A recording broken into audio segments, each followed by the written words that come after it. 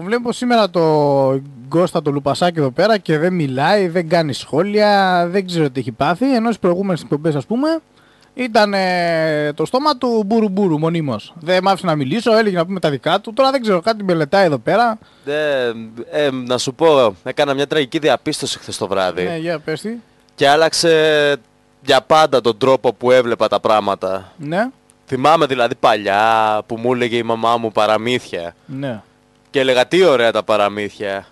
Και τελικά ξέρεις τι κατάλαβα. Δεν είναι καθόλου δύσκολο να γράψουμε ένα παραμύθι. Παίρνουμε 2-3 ηλίθιους στην τύχη και τους βάζουμε σε ένα κάστρο, σε ένα δάσος.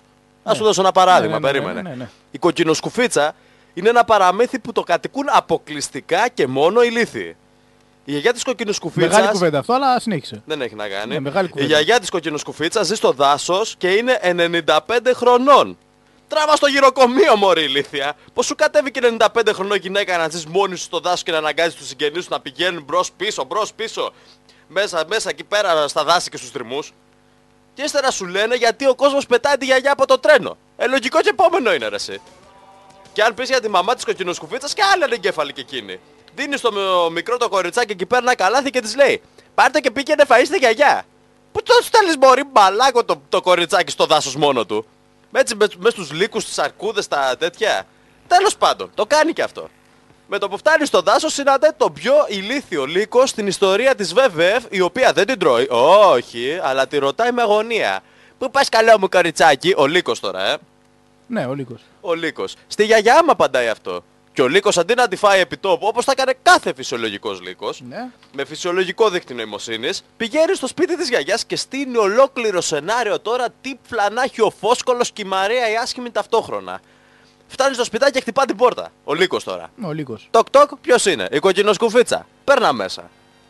Και εδώ έχουμε την επιβεβαίωση πως ο εγκέφαλος της γιαγιάς έχει υποστεί ανεπανόρθωτη μαλάκινση, εντελώς. Έστω κι αν η κοκκινοσκουφίτσα έχει φωνή βραχνοκόκορα σε κρίση άσματος. Πώς γίνεται να μην καταλάβει η γιαγιά ότι πρόκειται για το λύκο? Τότε μπαίνει πια ο λύκος μέσα και τρώει τη γιαγιά. Βέβαια, γιατί ο λύκος έχει καλούς τρόπους και αγωγή. Δεν θα μπαινε ποτέ στο σπίτι να φάει κάποιον χωρίς προηγουμένως να χτυπήσει την πόρτα.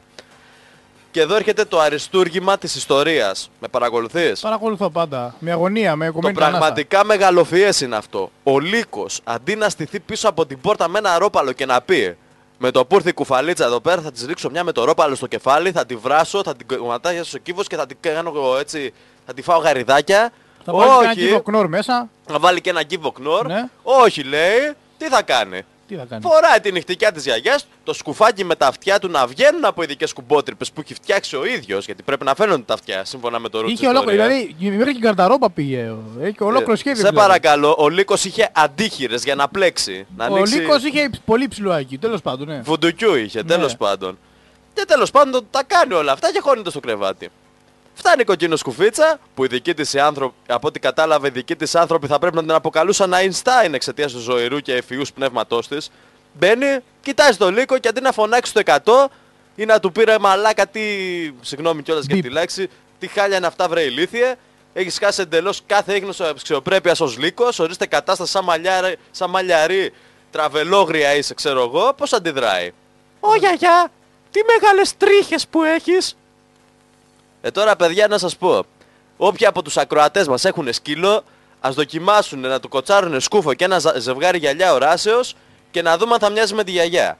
Εάν μοιάζει, πετάχτε τη γιαγιά σας από το παράθυρο. Ή τέλος πάντων παραδώστε την στις αρχές. Βέβαια είναι αλήθεια πως, εντάξει, η γιαγιά δεν αναγνώρισε τη φωνή του λύκου από τη φωνή της εγγονής της. Σύμφωνη. Ήταν και 95 χρονών γυναίκα, μπορεί να μην άκουγε καλά, μπορεί να είχε πάθει μία μαλάκινση, μπορεί και να μην την ένοιαζε στην τελική. Ξέρω εγώ. Όμως η κοκκινοσκουφίτσα που δεν ξεχωρίζει τη γιαγιά της από ένα λύκο με σκουφάκι. Ποιον έχει για γιαγιά ρε παιδιά? Το King Kong. Μα πες μου δηλαδή, το King Kong είχε? Δεν ξέρω, πού να την ξέρω τη γιαγιά της. Ακόμα κι αν η γιαγιά είχε να κάνει χαλάου από το 1931, ποια είναι? Ο Λούτσιο Ντάλα? Ο άνθρωπος των Ιμαλαίων, το Γέτι? Εν πάση περιπτώσει τέλος καλό όλα καλά και ο λύκος την τρώει. Αμέσως μετά για καλή μας τύχη φτάνει ο κυνηγός, πυροβολάει το λύκο και δόξα να έχει η Παναγιά. Έκτοκτα αγνοείται και η τύχη του λύκου και της γιαγιάς και της ηλίθιας με το κόκκινο σκουφί.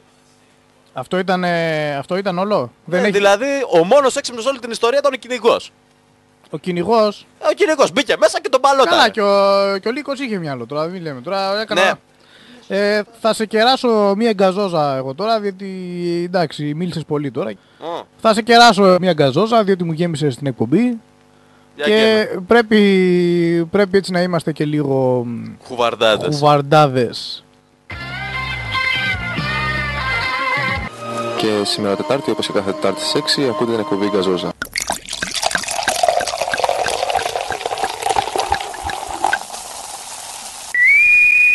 Και σήμερα Τετάρτη, όπως και κάθε Τετάρτη στις 6, ακούτε την εκπομπή Γκαζόζα. Φιλαράκο, την Coca-Cola σε ποιο κανάλι την παίζει?